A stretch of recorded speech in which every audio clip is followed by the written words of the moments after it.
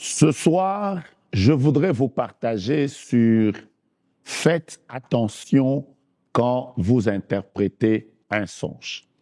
Je vais déjà commencer par dire qu'il existe des songes simples. Ils sont tellement simples que pour les interpréter, c'est facile. Vous rêvez de quelqu'un qui est sur un lit d'hôpital et vous vous réveillez, c'est un son simple, vous pouvez savoir que cette personne est malade ou il y a un souci lié à sa santé. Il existe aussi des songes complexes. Alors, il existe des songes complexes, mais ils sont tellement complexes, mais vous pouvez les interpréter facilement. Il existe aussi des songes tellement complexes qui sont comme décodés. Il faut peut-être que vous puissiez recourir à la prière afin que Dieu vous donne l'interprétation dont vous avez besoin. Il faut peut-être que vous recouriez auprès d'un homme ou d'une femme qui a reçu de la part de Dieu cette capacité d'interpréter les songes pour que vous soyez à mesure de les interpréter. Mais là maintenant, je voudrais vous dire de manière simple les choses auxquelles vous devez faire attention quand vous êtes face à des songes. N'oubliez pas qu'il est écrit dans Job chapitre 33 à partir du verset 14, Dieu parle cependant, tantôt d'une manière, tantôt d'une autre, mais l'on n'y prend point garde.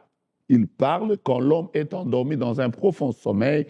Dieu lui parle par des songes, par des visions nocturnes. Et les songes sont un des moyens les plus récurrents par lesquels Dieu parle. Du reste, nous avons 8 heures de notre journée que nous passons sous le sommeil. Et donc, vous devez aussi faire attention aux songes et à l'interprétation des songes. Voici en quelques lignes les choses auxquelles vous devez faire attention quand vous interprétez un songe. La première chose, vous devez savoir faire attention au message qui est dans le songe. Le songe peut avoir plusieurs séquences, ça peut avoir plusieurs images, mais toutes les images du songe n'ont peut-être pas le message pour lequel ce songe vous a été donné.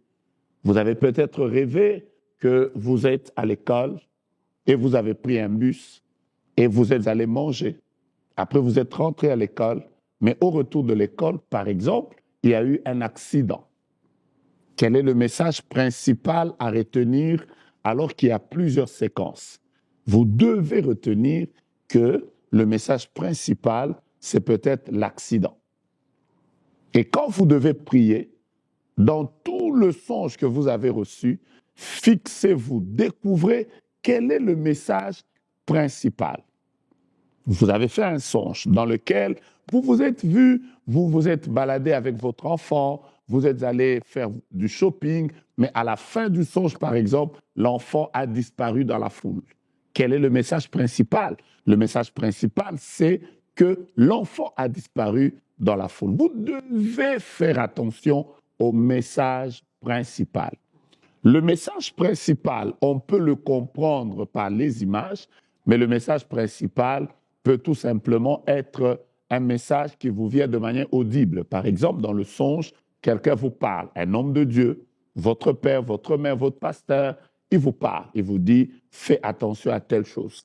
Ce qu'il vous a dit peut être considéré comme le message principal. Si vous faites attention au message principal, vous aurez une capacité de pouvoir mieux comprendre les songes que Dieu vous donne.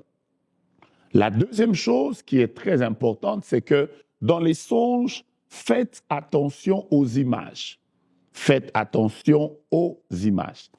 Le Dieu de la Bible, quand il parle aux hommes, il leur parle aussi sous forme d'images.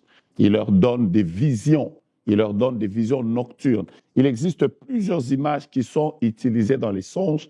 Par exemple, Dieu peut utiliser un personnage. Dieu peut utiliser un homme de Dieu.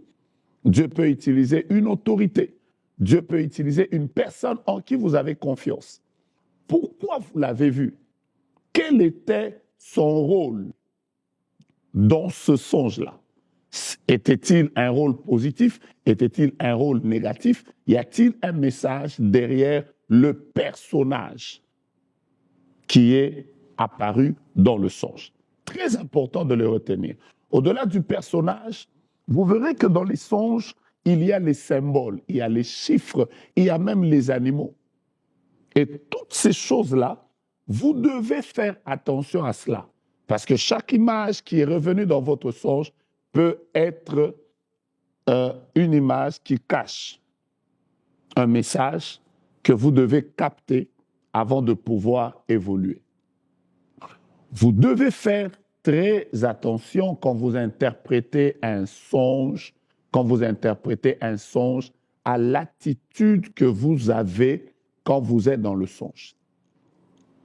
Est-ce que j'ai été frappé? Est-ce que dans le songe, c'est moi qui ai été vainqueur? Est-ce que ceux qui me combattaient m'ont-ils trouvé? Est-ce que c'est moi qui étais au-dessus d'eux? Quel était mon rôle? Est-ce que j'ai été passif? Est-ce que j'ai été actif dans le songe? Quel était mon rôle? Ceci est très, très important également quand vous êtes en train d'interpréter un songe.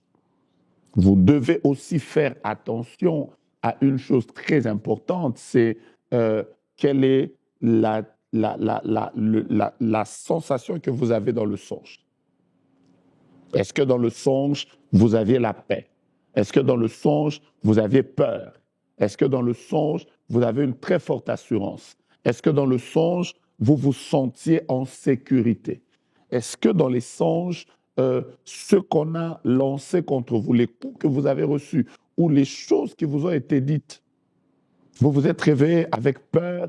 Est-ce que c'était vrai? Vous avez l'impression que c'était vrai? Toutes ces sensations que vous avez dans les songes doivent vous interpeller quand vous êtes en train d'interpréter un songe.